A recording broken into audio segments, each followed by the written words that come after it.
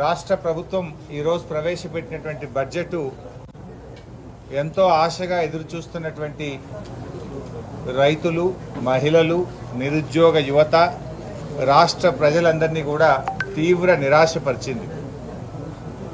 వాగ్దాన భంగంతోనే ప్రజాపాలన మొదలైంది. ఇవాళ దానికి బడ్జెట్ కూడా అద్దం పడతా ఉంది. మీరు చూశారు, ఈరోజు నిన్న కూడా మేము శాసనసభలో మాట్లాడాం. ప్రజాపాలన అనేటువంటిది అభాసు పాలైంది. ఒకరోజు ముఖ్యమంత్రి గారు పోయారు, 3 రోజులు మంత్రులు పోయారు, తర్వాత అవుట్సోర్సింగ్ ఉద్యోగులకు పరిమితమైందని నిన్న శాసనసభలో కూడా చెప్పాం. అదేదో చాలా గొప్పగా జరుగుతుందని వాళ్ళు చెప్పే ప్రయత్నం చేశారు. ఇలా మీరు కాంగ్రెస్ పార్టీ మేనిఫెస్టోలో చూస్తే, ఇది కాంగ్రెస్ పార్టీ మేనిఫెస్టో, ఇందులో చాలా స్పష్టంగా చెప్పారు ఏంటంటే, గత కాంగ్రెస్ ప్రభుత్వ హయాంలో మాదిరిగా ముఖ్యమంత్రి క్యాంపు కార్యాలయంలో ప్రతిరోజు ప్రజా దర్బార్ నిర్వహిస్తాం. అంటే సీఎం గారే స్వయంగా ప్రతిరోజు ప్రజా దర్బారు నిర్వహిస్తాం. కానీ జరిగింది ఏంది? ఒక రోజుకు మాత్రమే పరిమితం చేసి ప్రజా దర్బార్కు ఇప్పుడు గతంలో కలెక్టరేట్లలో తీసుకున్నటువంటి దరఖాస్తులకు దీనికి తేడా ఏమున్నది? అంటే వాగ్దాన భంగంతో ప్రజాపాలన ఎట్లా మొదలైందో ఇవాళ బడ్జెట్ కూడా అదే రకమైనటువంటి వాగ్దాన భంగాలతోనే మొదలైందని చెప్పొచ్చు. కొండంత ఆశలు చూపి గోరంత కూడా చేయని బడ్జెట్ ఈ బడ్జెట్. గ్యారంటీల అమలు విషయంలో ప్రజలకు ఒక స్పష్టత ఇవ్వలేకపోయినారు, నమ్మకం కూడా ఇవ్వలేకపోయినారు. ముఖ్యంగా గౌరవ కేసీఆర్ గారు రైతును రాజు చేసేందుకు కేసీఆర్ గారు ప్రభుత్వం కష్టపడితే, కాంగ్రెస్ పార్టీ ఈ ప్రభుత్వం ప్రవేశపెట్టిన బడ్జెట్ అన్నదాతల్ని ఆగం చేసే విధంగా ఉన్నది. ఎన్నికల ప్రచారంలో రైతులకు కాంగ్రెస్ చెప్పిందేమో చాంతాడంత, బడ్జెట్లో ఇచ్చిందేమో చెంచాడంత. రైతు భరోసా ఇస్తామని చెప్పి ఇవాళ రైతులకు బడ్జెట్లో నామమాత్రపు కేటాయింపు ఇచ్చారు. అంకెలు మార్చి ఆంక్షలు పెట్టి అన్నం పెట్టే రైతన్న నోట్లో మట్టి కొట్టే విధంగా ఈ బడ్జెట్ ఉంది. రైతు బంధుకు రామ్ రామ్ బలికేటట్టు, రుణమాఫీకి మొండి చేయి చూపేటట్టు, పంటల బోనస్ బోగస్ అన్నట్లుగా ఈరోజు బడ్జెట్లో కేటాయింపులు ఉన్నాయి. ఎందుకు ఈ మాట అంటున్నామంటే, ఆర్థిక మంత్రి గారు స్వయంగా బడ్జెట్ చదివేటప్పుడు ఏమన్నారంటే, వ్యవసాయ రంగానికి ఈ బడ్జెట్లో 19,746 కోట్లు పెట్టినామన్నారు. ఈ 19,746 కోట్లలో ఎస్టాబ్లిష్మెంట్ ఉంటుంది కదా, జీతాలు, ఎస్టాబ్లిష్మెంటే ఓ 3,000 కోట్లు పోతుంది. ఇక మిగిలేదంతా ఓ 16,000 కోట్లు. మరి 16,000 కోట్లలో రైతు భరోసా ఎట్లా వస్తుంది, రుణమాఫీ ఎట్లా చేస్తారు, రైతు బీమాకు నిధులు ఎక్కడివి, బోనస్ ఎట్లా అమలు చేస్తారు, మరి అదేవిధంగా పంటల బీమా ఎట్లా చేస్తారు, ఫామ్ మెకనైజేషన్కు నిధులు ఎక్కడివి? అంటే మొత్తంగా ఈ రైతులకు మొండి చేయి చూపించింది కాంగ్రెస్ పార్టీ. అంటే ఈ హస్తం కాస్త మొండి చేయి అయిపోయింది రైతుల విషయం వచ్చేసరికి. ఇలా రైతు భరోసా రాష్ట్రంలో 1,50,00,000 ఎకరాల భూమి ఉన్నది. మీరు చెప్పిన ప్రకారంగా ఎకరానికి 15,000 రూపాయలు ఇవ్వాలంటే రైతు భరోసాకే 22,500 కోట్లు కావాలి. రుణమాఫీ ఆ రోజు మీరేం చెప్పారు? డిసెంబర్ 9వ తేదీననే 2 లక్షల రూపాయల రుణమాఫీ చేస్తామని రైతులకు నమ్మించే ప్రయత్నం చేసినారు. డిసెంబర్ 9 బాయ్, జనవరి 9 బాయ్, ఫిబ్రవరి 9 కూడా బాయ్. మరి ఏది రుణమాఫీ? పోనీ బడ్జెట్లోనైనా ఏమైనా పెడతారేమో, రుణమాఫీ గురించి ఇలా ప్రకటన వస్తుందేమో అని ఎంతో ఆశగా ఎదురు చూసిన రైతులకు తీవ్రమైన నిరాశ మిగిల్చింది ఈ బడ్జెట్. ఇలా 2 లక్షల రూపాయల రుణమాఫీకి 40,000 కోట్ల రూపాయలు అవసరం. కానీ బడ్జెట్లో 4 రూపాయలు కూడా రుణమాఫీకి కేటాయించలేదంటే ఇలా రుణమాఫీకి మొండి చేయి చూపింది ఈ కాంగ్రెస్ పార్టీ. రైతు బీమా, మరి గతంలో మేము రాష్ట్రంలో రైతులందరికీ రైతు బీమా చేశాం. మీరు కౌలు రైతులకు కూడా రైతు బీమా చేస్తామన్నారు. మరి దాదాపు 2,000 కోట్ల రూపాయలు రైతు బీమాకి కావాలి. అదేవిధంగా బోనస్ ఒక వడ్లకే కాదు, మీరేం చెప్పినారు మీ మేనిఫెస్టోలో స్పష్టంగా చెప్పినారు. ఇందులో వడ్లకు, మక్కలకు, కందికి, సోయాకు, జొన్నకు, ఈ పంటలన్నిటికీ మీరు కనీస మద్దతు ధరను ప్రకటించారు.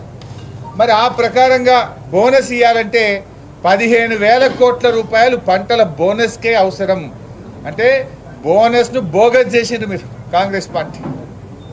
ఉద్యానవన పంటలు హార్టికల్చర్ కానీ, డ్రిప్ ఇరిగేషన్ కానీ, స్ప్రింక్లర్ సెట్లు కానీ, ఫార్మ్ మెకనైజేషన్ కానీ ఇవన్నీ కావాలంటే దాదాపు 82,000 కోట్ల రూపాయలు కావాలి.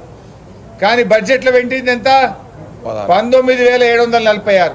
అందులో ఎస్టాబ్లిష్మెంట్ పోతే ఉండేది ఎంత? 16,000 కోట్లు. అవసరం 82,000 కోట్లు. బడ్జెట్లో పొందుపరిచింది 16,000 కోట్లు. అంటే రైతులను ఇవాళ కాంగ్రెస్ పార్టీ మోసం చేసింది, దగా చేసింది కాంగ్రెస్ పార్టీ. తప్పకుండా కాంగ్రెస్ పార్టీ రేపు రైతుల ఆగ్రహానికి గురిగాక తప్పదు. ఎందుకంటే మీరు నమ్మబలికినారు, వడ్లు అమ్ముకోకండి, మేము రాగానే బోనస్ ఇస్తాం, అప్పులు పోయి తొందరగా తెచ్చుకోండి, 2 లక్షల రుణమాఫీ డిసెంబర్ 9నే చేస్తాం, రైతులకు 24 గంటల ఉచిత కరెంట్ ఇస్తాం అని ఎన్నో విషయాలు మీరు చెప్పారు. ఈ రాష్ట్రంలో ఇలా బడ్జెట్ బుక్లో కూడా ఇలా బాధ కలిగేది ఏంటంటే వీళ్ళు ఎన్నికల ప్రచారంలో అబద్ధాలు చెప్పారు, నిండు అసెంబ్లీలో కూడా అబద్ధాలు చెప్తున్నారు. ప్రజా పాలన విషయంలో అబద్ధం, 24 గంటల కరెంట్ ఇస్తుందని అనడం అబద్ధం. రాష్ట్రంలో ఎక్కడైనా రైతులకు 24 గంటల కరెంట్ వస్తుందా? I'm challenging this government. ఏ సబ్స్టేషన్కి పోదామో చెప్పండి, లాగ్ బుక్లు చూద్దాం. మంత్రి గారు వస్తారా, ఉప ముఖ్యమంత్రి గారు వస్తారా, ముఖ్యమంత్రి గారు వస్తారా, రండి. ఎక్కడ కూడా 14-15 గంటలకు మించి కరెంటు రావడం లేదు. కానీ బడ్జెట్ ప్రసంగంలో మేము 24 గంటల కరెంట్ ఇస్తున్నామని చెప్పి చాలా గొప్పగా చెప్పుకునేటువంటి ఒక అబద్ధాన్ని చాలా గొప్పగా చెప్పే ప్రయత్నం చేశారు. అయినా కరెంటు విషయంలో ఇవాళ భట్టి గారి ప్రసంగంలో ఒక మిలీనియం జోక్ వచ్చింది. ఏంటంటే గతంలో మా కాంగ్రెస్ పాలనలో మేము ప్రజలకు, రైతులకు ఉచిత కరెంట్ ఇచ్చాం, మా పాలనలో రైతులు చాలా ఆనందంగా ఉన్నారట. ఆనాటి కాంగ్రెస్ పాలనలో ఇచ్చిన కరెంటు మీద ఈ రాష్ట్రంలో రైతులు ఆనందంగా ఉన్నారా? దేనికి ఆనందం? దొంగరాత్రి కరెంట్ ఇస్తే ఆనందమా? దొంగరాత్రి కరెంటు పెట్టబోతే మీ పాలనలో పాములు గుట్టి, తేళ్లు కొట్టి, కరెంటు షాకులు కొట్టి రైతులు చనిపోతే దాంట్లో ఆనందం పొందారా? ఆ రోజు అర్ధరాత్రి పూట కరెంటు పెట్టబోయి ఎన్కౌంటర్ల పాలైనందుకు ఆనందం పొందారా? ఆనాటి మీ పాలనలో ఉచిత కరెంట్ అంటే ఉత్త కరెంటు, ఆనాటి కాంగ్రెస్ పాలనలో ఆనాటి ఉచిత కరెంటులో కాలిపోయే మోటార్లు, పేలిపోయే ట్రాన్స్ఫార్మర్లు. ఏ రైతును అడిగినా చెప్తారు. కానీ బడ్జెట్ ప్రసంగంలో నాటి మా కాంగ్రెస్ పాలనలో ఉచిత కరెంటు వల్ల రైతులు ఆనందంగా ఉన్నారనేటువంటి సత్య దూరమైనటువంటి విషయాన్ని ఇవాళ భట్టి విక్రమార్క గారు చెప్పారు. అంటే మొత్తంగా ఈరోజు చూస్తే రైతుల విషయంలో కేసీఆర్ గారు చాలా కష్టపడి చెరువులు బాగా చేసి, ప్రాజెక్టులు కట్టి, ఉచిత కరెంట్ ఇచ్చి, రైతు బంధు ఇచ్చి, రైతు బీమా ఇచ్చి, మంచి సకాలంలో ఎరువులు ఇచ్చి, విత్తనాలు ఇచ్చి, పండిన పంట గింజ లేకుండా కొని రైతును రాజు చేసింది కేసీఆర్ అయితే రైతును మోసం చేసింది ఈ కాంగ్రెస్ పార్టీ. సో రైతులకు వీళ్ళు ఇచ్చిన హామీల ప్రకారంగా చూస్తే 82,000 కోట్లు కావాలి, కానీ బడ్జెట్లో ఉన్నది 16,000 కోట్లు మాత్రమే. అంటే రైతులకు దగా చేసిండ్రు, మోసం చేసిండ్రు. మరి అదేవిధంగా ఈ బడ్జెట్లో ముఖ్యంగా వీళ్ళు ఎన్నికల్లో ఏమని ప్రచారం చేశారు? మొదటి శాసనసభలోనే 6 గ్యారంటీల అమలు పైన మేము చట్టం చేస్తాము అని చెప్పారు. ఏది చట్టం మరి? ఎందుకు చేయట్లేదు? మొదటి సభ అయిపోయి రెండో సభ వచ్చే 6 గ్యారంటీల మీద మీ చట్టం ఏమైంది అని అంటా ఉన్నా.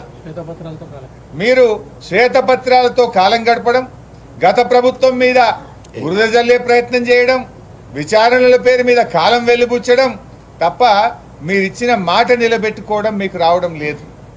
ఆ రోజు మీరు ఊర్లలో పోయి ప్రజలకు మీరు నోటరీలు ఇచ్చినారు, బాండ్ పేపర్లు పంచినారు, మమ్మల్ని నమ్మండి అని బాండ్ పేపర్లు పంచారు. 2 లక్షల రుణమాఫీ డిసెంబర్ 9వ తారీఖే చేస్తామన్నారు.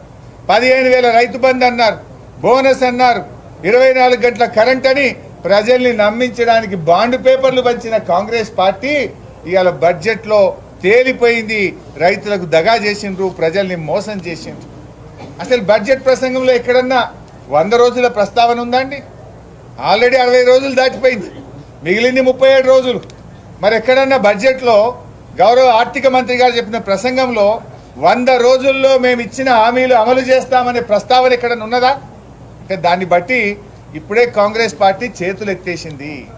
100 రోజుల్లో మేము చేయలేము అని చెప్పకనే బడ్జెట్ ప్రసంగం ద్వారా ఇలా రాష్ట్ర ప్రజలకు చెప్పింది కాంగ్రెస్ పార్టీ. నిజంగా మీరు 100 రోజుల్లో చేసేది ఉంటే చెప్పాలి కదా. ఎందుకు బడ్జెట్ బుక్లో, నీ బడ్జెట్ ప్రసంగంలో మేము మా 6 గ్యారంటీలకు 13 హామీలకు కట్టుబడి ఉన్నామనేటువంటి మాట ఎందుకు చెప్పలేదు అని చెప్పి మేము ఈరోజు ప్రశ్నిస్తూ ఉన్నాం. ఇంకొక విషయం, వాళ్ళు పచ్చి అబద్ధాలు మాట్లాడుతుంది కాంగ్రెస్ పార్టీ. ఇవాళ బడ్జెట్లో కూడా ఏమన్నారు, 6 గ్యారంటీల్లో 2 గ్యారంటీలు అమలు చేశారట. చేసిండ్రా? ఇవాళ 6 గ్యారంటీల్లో 13 హామీలు ఉన్నాయి, 13 అంశాలు ఉన్నాయి. ఇవాళ మీరు మహాలక్ష్మి ఇందులో చేసింది ఒక్కటే ఉచిత బస్సు, కానీ ఒక హామీ అమలైందంటారు. అందులో ఏబిసి అంశాలు పెట్టారు మీరు. మొదటిది మహిళలకు 2500, రెండవది 500 గ్యాస్ సిలిండర్, మూడోది ఉచిత బస్సు. మూడిట్లో ఒకటి చేసి ఒక హామీ అమలైపోయిందనే పచ్చి అబద్ధాలు ఇలా కాంగ్రెస్ పార్టీ ప్రచారం చేసుకుంటా ఉంది. అదేవిధంగా ఇలా చేయూతలో 2 ఉన్నాయి. ఒకటి 4000 పెన్షన్, రెండవదేమో 10 లక్షల రూపాయల ఆరోగ్యశ్రీ. ఇది ఇంతకు ముందే అమల్లో ఉంది, అలా కొత్తగా చేసేది ఏం లేదు. అదేదో మేము చేస్తున్నామని చెప్పి నమ్మించే ప్రయత్నం. అసలు ఇవ్వాల్సింది ఇలా అన్నార్థులు, అభాగ్యులు, పేదలు, వితంతువులు, ఒంటరి మహిళలు, వృద్ధులు, ఇలా వాళ్ళకు 4000 రూపాయల పెన్షన్ ఇవ్వమంటే మొండి చేయి చూపించారు మీరు. నిన్న అసెంబ్లీలో ముఖ్యమంత్రి గారిని మేము అడిగితే కనీసం సమాధానం రాలే. జనవరి నెలలో 2000 రూపాయల ఆసరా పెన్షన్ ఎగ్గొట్టి ఇలా పెన్షన్లకు మోసం చేసింది. పచ్చి అబద్ధం మాట్లాడారు ముఖ్యమంత్రి గారు. మేము 1వ తారీఖే ఆసరా పెన్షన్ ఇచ్చాం, జనవరి నెల మొత్తానికి ఎగ్గొట్టినాం ముఖ్యమంత్రి గారు అంటే కనీసం నోరు కూడా మెదపలే ముఖ్యమంత్రి గారు. 1 నెల పెన్షన్ ఎగ్గొట్టేసినారు. 4000 మాట దేవుడు కానీ ఉన్న పెన్షన్నే ఎగ్గొట్టినారు. కొండ నాలుకకు మందేస్తే ఉన్న నాలుక పోయిందట. 4000 పెన్షన్కు ఎదురు చూస్తే 2000 పెన్షన్ జనవరి నెలలో మాయం చేసిండ్రు. 1 నెల పెన్షన్ను ఎగ్గొట్టింది ఇలా కాంగ్రెస్ పార్టీ. ఇలా పొద్దున మా ఎమ్మెల్యే గారు చెప్తా ఉండే, అంబర్పేట ఎమ్మెల్యే వెంకటేష్ గారు, మా ఇంకా కూడా నా కాన్స్టిట్యున్సీలో పెన్షన్ వస్తలేదన్నా, జనవరి రాలే, ఫిబ్రవరి కూడా వస్తలేదు, వృద్ధులు ఇంటికి వచ్చిపోయిందని చెప్పి చెప్తా ఉన్నారు. అంటే మీరు 6 గ్యారంటీల్లో 2 గ్యారంటీలు అమలైనాయని కూడా ప్రజల్ని మోసపుచ్చుతున్నారు. మీరు ఆత్మ వంచన చేసుకుంటున్నారు, రాష్ట్ర ప్రజల్ని మోసం చేస్తూ ఉన్నారు. ఇది కరెక్టా? 6లో 13 అంశాలు ఉన్నాయి, 13లో జరిగినాయి 2, జరగాల్సినవి 11. ఆ 11 చేసినాకనే మీరు చెప్పాలి. ఒక అంశం ఈరోజు మీరు మహాలక్ష్మి పూర్తి అవ్వడం అంటే ఎప్పుడైనట్టు? 2500 ఇస్తే, 500లకు సిలిండర్ ఇస్తే, అదేవిధంగా ఉచిత బస్సు 3 అయితేనే ఒక అంశం అయినట్టు. కానీ ఒక హామీ అమలైందని పచ్చి అబద్ధాలను నిండు శాసనసభ సాక్షిగా మాట్లాడి ఇవాళ ప్రజల్ని మోసం చేస్తూ ఉంది కాంగ్రెస్ పార్టీ. ఇకపోతే ఇండ్ల విషయంలో 119 నియోజకవర్గాలకు 3500 చొప్పున ఇండ్లు ఇస్తామన్నారు. అంటే 4,16,500 ఇండ్లు. ఒక్కొక్క ఇంటికి 5 లక్షలు వేసుకుంటే 20,820 కోట్లు కావాలి. 20,820 కోట్లు. ఎస్సీ ఎస్టీలకు 1 లక్ష రూపాయలు ఎక్కువ అన్నారు. అంటే అదొక 1,000-2,000 కోట్లు అదనమవుతుంది. అంటే దాదాపు 23,000 కోట్లు కావాలి. బడ్జెట్లో పెట్టింది ఎంత పైసా? 7,000 కోట్ల రూపాయలు. అంటే మీరు ఇండ్ల విషయంలో కూడా మోసం చేసింది. అవసరం 23,000 కోట్లు, బడ్జెట్లో పెట్టింది 7,000 కోట్లు. అంటే ఇందిరమ్మ ఇండ్ల పేరు మీద కూడా బడ్జెట్లో అవసరమైన నిధులు పెట్టకుండా ఇవాళ ప్రజల్ని మోసపుచ్చే ప్రయత్నం చేసినారు. నిరుద్యోగ భృతి, కనీసం ఎక్కడన్నా నిరుద్యోగ భృతి గురించి ప్రస్తావన ఉందండి? ఎన్నికల్లో మాత్రం ప్రియాంక గాంధీ గారు ప్రజలకు మాట ఇచ్చారు, రాహుల్ గాంధీ గారు మాట ఇచ్చారు, యువజన డిక్లరేషన్లో చాలా గొప్పగా చెప్పారు. స్వయంగా రేవంత్ రెడ్డి గారు నిరుద్యోగ యువతకు 4,000 భృతి ఇస్తామన్నారు. మరి మీ బడ్జెట్ ప్రసంగంలో ఎందుకు నిరుద్యోగుల్ని మర్చిపోయారు? నిరుద్యోగ భృతి ప్రస్తావన ఎందుకు రాలేదు? ఈ రాష్ట్రంలోని నిరుద్యోగుల పక్షాన నేను ఈరోజు కాంగ్రెస్ పార్టీని అడుగుతా ఉన్నా, సమాధానం చెప్పాలి. నిరుద్యోగ భృతి వెంటనే పెట్టాలి, లేదంటే మీకు ఎక్కడికక్కడ నిరుద్యోగుల చేత నిరసనలు తప్పవని కూడా నేను హెచ్చరిస్తా ఉన్నా. ఉద్యోగాల గురించి ఇవాళ 2 లక్షల ఉద్యోగాలు ఒక సంవత్సరంలో ఇస్తామన్నారు. మీరు పెట్టింది ఎంత? 1000 కోట్ల రూపాయలు మాత్రమే బడ్జెట్లో అదనంగా పెట్టారు. ఆ 1000 కోట్లు కూడా ఉద్యోగస్తులకు 3 డిఏలు పెండింగ్ ఉన్నాయి. ఆ 3 డిఏలు ఇస్తే, ఇప్పుడు ఐఆర్ ఇచ్చాం మేము, పిఆర్సీ ఇవ్వాలి. ఆ పిఆర్సీ ఇస్తే ఉద్యోగుల జీతాలు పెరిగాయా? ఉద్యోగస్తులకు పిఆర్సీ విషయంలో నిధులు పెంచుతూ బడ్జెట్లో పెట్టలే. 3 డిఏలకు అవసరమైంది బడ్జెట్లో పెట్టలే. 2 లక్షల ఉద్యోగాలు ఇస్తే దానికి ఎంత బడ్జెట్ కావాలనో దాన్ని కూడా బడ్జెట్లో పొందుపరచలేదు. అంటే ఉద్యోగులను మోసం చేసిండ్రు, నిరుద్యోగులను మీరు మోసం చేసినారు. ఉద్యోగస్తులకు పిఆర్సీ ఇస్తే బడ్జెట్ పెరగాలో వద్దా? పిఆర్సీ డ్యూ ఉంది కదా, ఆల్రెడీ గత ప్రభుత్వం ఐఆర్ ఇచ్చింది. మీరు మెరుగైన పిఆర్సీ ఇస్తామని ఉద్యోగస్తులు నమ్మించారు కదా, దానికి అనుగుణంగా బడ్జెట్లో కేటాయింపులేవి. 3 డిఏలు పెండింగ్లో ఉన్నాయి, ఎప్పుడు ఇస్తారు? దానికి అనుగుణంగా బడ్జెట్ కేటాయింపులేవి. 2 లక్షల మందికి ఉద్యోగాలు ఇస్తే దానికి అనుగుణంగా బడ్జెట్ కేటాయింపులేవి. అంటే అవి కూడా ఈరోజు కేటాయించినటువంటి పరిస్థితి లేదు. అంటే నిరుద్యోగులను కూడా ఉద్యోగులను కూడా కాంగ్రెస్ పార్టీ మోసం చేసింది. అదేవిధంగా కాంగ్రెస్ పాలనలో ఇలా మహాలక్ష్మి గురించి చాలా గొప్పగా చెప్పినారు. ఈ రాష్ట్రంలో 18 ఏళ్ళు నిండినటువంటి 1,50,00,000 మంది మహిళలు ఉన్నారు. 18 ఏళ్ళు నిండిన వాళ్ళు 1,50,00,000 మంది ఉన్నారు. వారందరికీ 2,500 చొప్పున ఇవ్వాలంటే 45,000 కోట్ల రూపాయలు రావాలి. ఏది మహాలక్ష్మికి బడ్జెట్లో ప్రొవిజన్? మహాలక్ష్మికి మీరు పెట్టిన ప్రొవిజన్ ఏది? మీరు అన్నిటికి కలిపి 52,000 కోట్లు పెట్టిండ్రు. ఒక రైతు రుణమాఫీకే 40,000 కోట్లు కావాలి. ఇలా ఎవరిని ఏ రకంగా మీరు ప్రజలకు న్యాయం చేస్తారో ఇవాళ సమాధానం చెప్పాల్సిన అవసరం ఉంది. గృహజ్యోతి విషయంలో కూడా బడ్జెట్లో చూస్తే 2,400 కోట్లు పెట్టినారు. అంటే మన రాష్ట్రంలో 90 లక్షల మంది తెల్ల రేషన్ కార్డుదారులు ఉన్నారు. 90 లక్షల తెల్ల రేషన్ కార్డుదారులకు 200 యూనిట్లు ఉచితంగా ఇస్తే యూనిట్కు 4 రూపాయలు వేసుకుంటే కూడా 8,000 కోట్లు కావాలి కదా. 8,000 కోట్లు అవసరం ఉంటే మీరు బడ్జెట్లో పెట్టింది ఎంత? 2,400 కోట్లు. అంటే దీన్ని బట్టి కోతలు పెడతారు మీరు. ఉచిత కరెంటు ఏదో వంకలు పెట్టి కోతలు పెట్టి చారణ మందికే ఇచ్చే ఆలోచనలో ఉన్నారు. నిజంగా తెల్ల రేషన్ కార్డుదారులందరినీ ప్రామాణికంగా తీసుకుంటే 200 యూనిట్ల ఉచిత కరెంట్ ఇవ్వాలంటే 8,000 కోట్లు కావాలి. పెట్టింది 2,400 కోట్లు. అంటే చారణ మందం పెట్టిండ్రు. అంటే బారాన కోత పెట్టబోతున్నారు. బారాన మందికి ఉచిత కరెంటు 200 యూనిట్ల విషయంలో మీరు కోత పెట్టబోతున్నారని బడ్జెట్లో చెప్పకనే చెప్పిండ్రు. దానికి ఏదో నిబంధనలు పెట్టి అనర్హత వేటు వేసి దాన్ని చారణ మందికి ఇచ్చే ప్రయత్నం చేస్తూ ఇలా మీరు మోసం చేయబోతా ఉన్నారు. ఆటో డ్రైవర్లను ఆదుకోవాలని నిన్న మేము చాలా స్పష్టంగా అసెంబ్లీలో ప్రశ్నించాం. ఈ బడ్జెట్లో నిధులు పెట్టాలని అడిగాం, కానీ ఎక్కడ కూడా ప్రస్తావన లేదు. నిన్న మా పల్లా రాజేశ్వర రెడ్డి గారు ఆటో కార్మికుల అప్పులను రుణాన్ని మాఫీ చేయాలని, ఆటో కార్మికులకు నెలకు 10,000 రూపాయల భృతి ఇవ్వాలని, ఆటో కార్మికులు చనిపోయిన కుటుంబాలకు 10 లక్షల ఎక్స్గ్రేషియా ఇవ్వాలని మేము అడిగాం.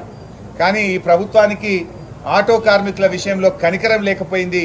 21 మంది ఆటో డ్రైవర్లు ఆత్మహత్య చేసుకున్న కనీసం చీమగుట్టినట్టు కూడా ఈ ప్రభుత్వానికి లేదు.